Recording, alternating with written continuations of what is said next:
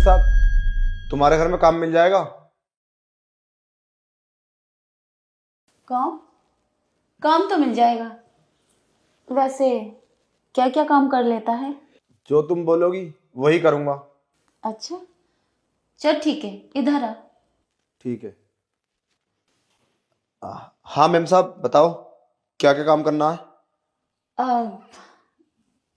क्या क्या काम करता है? मैं तो घर का सारा काम कर लेता हूँ, जैसे कि कपड़े धोना और बर्तन धोना।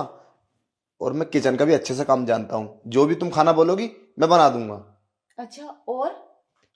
और क्या काम होता है, बस यही है। साफ सफाई, झाड़ू पोछा सब कर लेता हूँ। अच्छा, वो सब तो ठीक है, लेकिन मैं कभी कभी बहुत ज्यादा थक जाती हूँ। मेरी ना एक बहुत गंदी आदत है। मैं कभी कभी नौकरों से टांगे भी दबाती हूँ। क्या वो सब तू करेगा? अरे मैम साहब, कैसी बात कर रही हैं? टांगा दबाती हूँ? ये काम नौकरों का थोड़ी ना है। ये तो आप पार्लर में चली जाओ, वहां पे हो जाएगा। और वरना आप अपने पति से दबाओ ना। अब मैं ये सब करूंगा तो समझ रही हो ना मैम साहब, मैं एक जवान लड़का हूँ। वो सब मुझे शोभा नहीं देगा। और आप मालकिन हो, इतनी हसीन हो। बात तो तेरी ठीक है, लेकिन क्या करूं, मैं अपनी आदत से मजबूर हूँ। रही पति की बात, वो तो यहाँ रहते ही नहीं है। क्या तुम्हारे पति घर पे नहीं रहते? और साहब रहते कहाँ हैं? वो बाहर काम करते हैं, कई महीने हो गए उन्हें गए। लेकिन पार्लर भी मैं नहीं जा सकती। वो क्या है ना, मुझे लड़कों के हाथ से बहुत मजा आता है, इसलिए मैं लड़कों से अपने नौकरों से करवाती हूँ। अक्सर नौकरों ने मेरी बहुत खिदमत की है। ये काम तुझे भी करना होगा। और हाँ, कभी कभी मैं बॉडी मसाज भी करवाती हूँ। अरे मेम साहब, कैसी गंदी गंदी बातें कर रही हो। ये सब न न छी। मैं ये सब नहीं करूंगा। बस घर का काम कर सकता हूँ। घर का कैसे भी काम हो, कोई दिक्कत नहीं है। सोच ले, अगर तू मेरा ये काम करेगा तो तुझे नौकरी पर रखूंगी, वरना। मेम साहब, तुम कैसी बातें कर रही हो? ये काम नौकरों का थोड़ी ना है। ये तो तुम गलत सोच रही हो। मैं उस तरह का नौकर नहीं हूँ। मैं एक पारिवारिक, बहुत शरीफ परिवार से हूँ। मेम साहब, मुझे तो तुम्हारे इरादे गलत लग रहे हैं। क्या चाहती हो तुम? साफ साफ बताओ। रामू, मेरा कोई गलत इरादा नहीं है। ये मेरी आदत है, बोला ना, मेरी एक बहुत गंदी आदत है ये। और मैं वही करती हूँ जो मेरा मन करता है। पर देखो मेम साहब, मैं ये तो सब तो नहीं कर पाऊंगा। ये बॉडी मसाज और ये टांगा दबाना मैंने कभी किसी के साथ किया ही नहीं है। पहली ऐसी मालकिन हो तुम, ये इतने गंदे गंदे वर्ड बोल रही हो। वरना हमें तो घर के बाहर रखते हैं। चल काम हुआ, बाहर जा। हम तो गेट पे बैठे रहते हैं। अरे नौकर है हम, दो कौड़ी के, हमारी क्या औकात हम तुम्हें टच भी कर दे। और तुम बॉडी मसाज की बात कर रही हो। वो बात तो ठीक है, पर मुझे ना तो अच्छा लगा। काफी हैंडसम भी है, इसलिए मैंने तुझसे बोला। ऐसे आए गए लड़कों से मैं क्यों करवाऊंगी? और वैसे भी बहुत स्ट्रोंग है, अच्छे से करेगा तो मेरी बॉडी मसाज। मैम साहब, मुझे ना तुम्हारे कुछ इरादे ठीक नहीं लग रहे।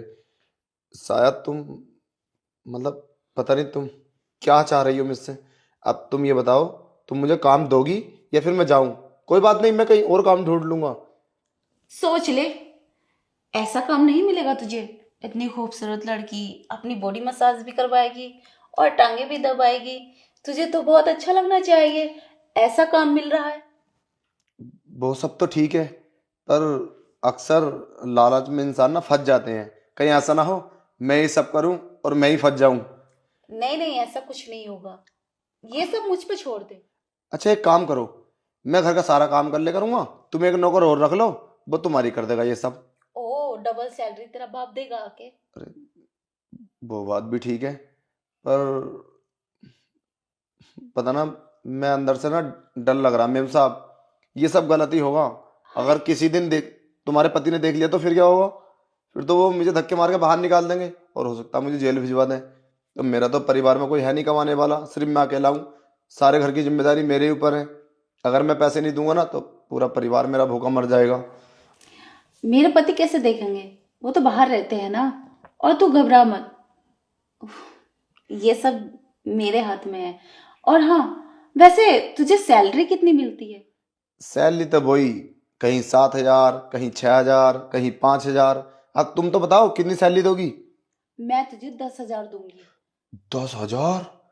मजाक कर रही हो ना? मैं मजाक नहीं कर रही। अरे 10,000 तो कंप्यूटर चलाने वाले को मिलते हैं, हम कहाँ अनपढ़ गवार, हमें 10,000 कैसे दे सकती हो तुम? मुझे तो अच्छा लगा, और तेरा काम भी और तेरी नीयत भी। मुझे पता है तू बहुत ईमानदारी से काम करेगा, और ये बात तो किसी से बताएगा भी नहीं, इसलिए मैंने तेरी सैलरी 10,000 कर दी है। और बहुत गरीब है ना तू, इसलिए अब तो तुझे कोई फिक्र नहीं होगी किसी बात की भी। पर फिक्र तो नहीं है, पर मैम साहब मैंने ना अक्सर ये सुना है कि लालच की नाव डूब जाती है। अगर मैं ये सब करूँगा, मुझे पता है एक ना एक दिन तो मैं ज़रूर पकड़ा जाऊँगा, क्योंकि चोरी कभी छिपती नहीं है। और एक बात बताओ, तुम ये सब गलत कर रही हो, अगर तुम किसी और से कराओगी तो भी गलत है। एक ना एक दिन तुम्हारे पति को जरूर पता चलेगा, देख लेना।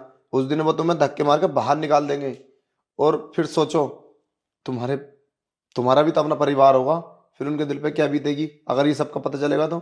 और तुम्हारे ससुराल वाले के, मुझे तो कोई एतराज नहीं है, मैं तो ये सब कर लूंगा।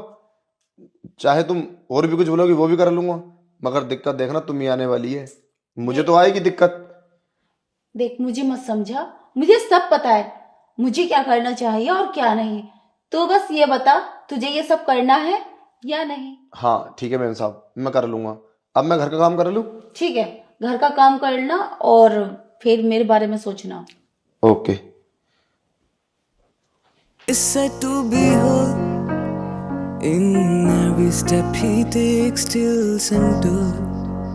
His eyes like oceans deep and true, reflecting the sky in a shade of blue. He walks with grace, his sight to behold. In every step he takes till center. His eyes like oceans, deep and true, reflecting the sky in a shade of blue, shade of blue, in a shade of blue. He's a beautiful boy with a heart of gold, in his presence stories untold. With a smile that brightens the darkest night, he's a beacon of hope in the fading light, fading light, fading light, fading light. He walks with grace, is said to behold.